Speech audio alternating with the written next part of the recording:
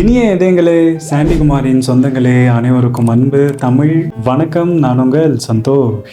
இன்னைக்கு என் பார்வையில் நம்ம பார்க்க போற டீசர், இன்னைக்கு தேதிக்கு தமிழ் சினிமாவில் ரொம்ப அதிக எதிர்பார்க்கப்படுற ஒரு படம்னா தல அஜித் அவர்களுடைய குட் பேட் அக்லி படத்துடைய டீசர் தான். அதை பத்தி தான் இப்ப பார்க்க போறோம்.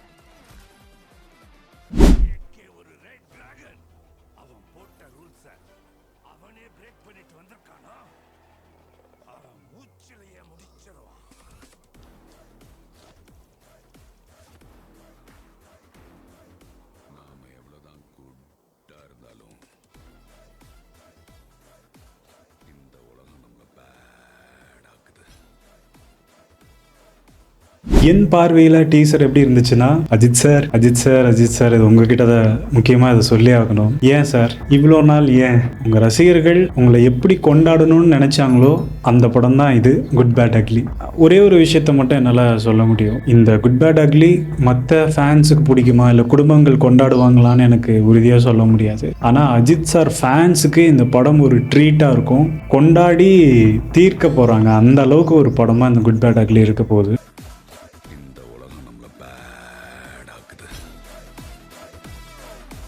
தேட்டரில் யோசிச்சு பாருங்கள், டைட்டில் கார்டுலேருந்து எண்டு கார்டு வரைக்கும் அந்த கத்தல் சத்தம் நிற்காது, அந்த கைத்தட்டல் விசிலு ஃபுல் அண்ட் ஃபுல் ஃபேன்ஸுக்கான ட்ரீட்டாக அந்த குட் பேட் அக்லி இருக்க போகுது. டீசர்லேயே அதை சொல்லிட்டாங்க. ரொம்ப ஒரு ரோலர் கோஸ்டருக்குள்ளே போகிற மாதிரி சக்குன்னு ஒரு ஃபாஸ்ட்டாக அந்த டீசர் போகுது.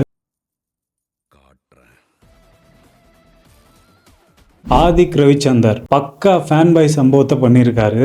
இவ்வளோ நாளாக அஜித் சார் ஃபேன்ஸ் ஏங்கிக்கிட்டு இருந்தது, இந்த மாதிரி ஒரு படம் அஜித் கொடுக்க மாட்டாரா அப்படின்னு சொல்லிட்டு தான் கரெக்டாக கொடுத்துருக்கா. அப்படி அஜித் சாருடைய முந்தைய படங்களுடைய ரெஃபரன்ஸ் இந்த படத்தில் நிறையா இருக்கும் போல. டீசர்லேயே உள்ள ரெஃபரன்ஸ் இருக்குன்னா படத்தில் யோசிச்சு பாருங்க. வேதாளம் ரெஃபரன்ஸாக இருக்கலாம், அப்புறம் ரெட் படத்தில் இந்த அதுன்னு சொல்கிற அந்த ரெஃபரன்ஸாக இருக்கட்டும், அப்புறம் வந்து வாலி படத்தில் அந்த பபிள்காம் போடுற அந்த ரெஃபரன்ஸாக இருக்கட்டும், அப்புறம் பில்லா அஜித் அந்த எங்கர் வெர்ஷன்ப்பா பில்லா அஜித் லுக்கு எப்போ பில்லா படம் எப்போ வந்துச்சு அதே லுக்கில் அப்படியே இருக்காரு மனுஷன். ரொம்ப பிரமாதமாக இருந்துச்சு, பார்க்குறதுக்கு ரொம்ப அழகாக இருந்துச்சு. அப்புறம் அந்த அசல் டைமில் இருந்த அந்த தாடி வச்சு, கருப்பு தாடி வச்சு ஒரு லுக்கு, சின்ன வயசுலேருந்து இப்படி டான் ஆயிருக்காரு அப்படின்னு காட்ட போகிறாங்களா இல்லை 3 கதாபாத்திரமா என்னன்னு தெரியல. டீசர் வச்சு நம்ம ஒன்றும் சொல்ல முடியாது. ஆனால் யோசிச்சு பாருங்க, ஒரு பக்கம் டேவிட் பில்லா ஏகே செம்ம ட்ரீட்டாக இருக்க மட்டும் சொல்ல முடியும். என்னதான் நம்ம குட்டாக இருந்தாலும் சில நேரத்தில் நம்ம பேட் ஆக வேண்டியதாக இருக்குது. என்ன பங்காளிலா, மறக்காம நம்ம சாண்டிகுமார் சேனலை சப்ஸ்கிரைப் பண்ணுங்க, லைக் பண்ணுங்க. மார்க் ஆண்டனியோட வேர்ல்டுக்குள்ளே போன மாதிரி இருந்தது. அந்த காஸ்டியூமாக இருக்கட்டும், அந்த கலர் டோனாக இருக்கட்டும், சினிமாட்டோகிராஃப் இதெல்லாம் பார்க்கும்போது, அந்த செட்டப்லாம் பார்க்கும்போது மார்க் ஆண்டனி உலகத்துக்குள்ள ஏகே அஜித் சார் இருந்தால் எப்படி இருக்கும். ஏன்னா இப்போ நீங்கள் மார்க் ஆண்டனியில் எஸ்ஜே சூர்யா விசால் வந்து இந்த என்ன மாமே சொல்லுவாங்க இந்த மாதிரி தான் பேசிப்பாங்க. ஏன்னா நீங்கள் பார்த்தீங்கன்னா ஃபர்ஸ்ட் லுக்லேருந்து இப்போ இந்த டீசர் விடுற வரைக்குமே இந்த மாமேங்கிறது ஹிண்ட் மாதிரி கொடுத்துட்டே இருந்தாங்க. அந்த ப்ரொடக்ஷன் சைட்லேருந்து, டைரக்டர் சைட்லேருந்து அப்படி கொடுத்துட்டே இருந்தாங்க. ஆனால் டீசரில் அந்த மாதிரி எதுவும் வரல, மாமேங்கிற டைலாக் யூஸ் பண்ணல. ஆனால் வில்லனை ரிவீல் பண்ணவே இல்லை, அஜித் சாரை மட்டும் தான் காட்டியிருக்காங்க. ரெட் டிராகன் ஏகே அவர் வந்து ஒரு பெரிய கேங்ஸ்டராக இருக்கார். ஒரு கட்டத்தில் சின்ன வயசில் சம்பவம் பண்ணியிருந்தாலும் ஒரு கட்டத்தில் வயசானதுக்கப்புறம் அவர் போய் ஜெயிலில் போய் அமைதியாக இருக்கார். அதாவது அவர் விருப்பப்பட்டு போயிருக்காரு.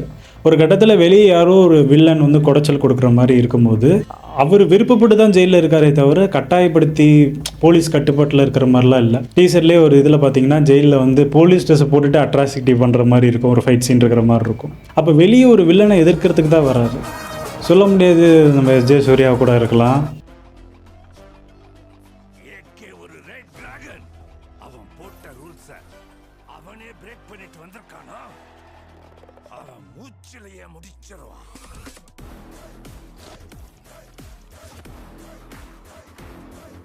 டைட்டில் கார்டு ஒரு இடத்துல அஜித் சார் வந்து இந்த கையில் அந்த காப்பு மாதிரி ஒரு ஃபைட் பண்ணுறதுக்கு ஒன்று வச்சிருப்பார்ல, அப்போ இப்படி நிற்பார் ஃபைட் பண்ணிட்டு. அப்போ பின்னாடி பேக்ரவுண்டில் பார்த்தீங்கன்னா ஒரு லைட் செட்டப்பில் டார்க்குன்னு இருக்கும். அது டக்குன்னு கட் ஆகி ஏகே அப்படின்னு மாறும். அந்த ஏகேன்னு மாறினோடனே இவர் இந்த விஎஃப்எக்ஸில் ஒரு விஷயம் பண்ணியிருப்பாங்க, இந்த துப்பாக்கி எடுத்து சொல்கிற மாதிரி. அப்போ நிறைய ஸ்டார்ஸ் வந்து அந்த இடத்துல ஏகே அஜித் குமார்னு மாறும். இதுவுமே பயங்கரமாக இருக்குது. டைட்டில் கார்டே ரொம்ப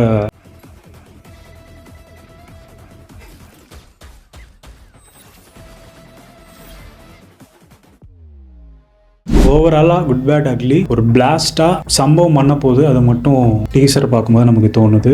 அப்புறம் வந்து விஷுவல்ஸும் நல்லா இருக்கு, அப்புறம் பிஜிஎம் ஓவராலாக எல்லாமே ஒரு கம்ப்ளீட்டான ஒரு கமர்ஷியல் எலமெண்ட்ஸ் உள்ள ஒரு படமாக இந்த குட் பேட் அக்லி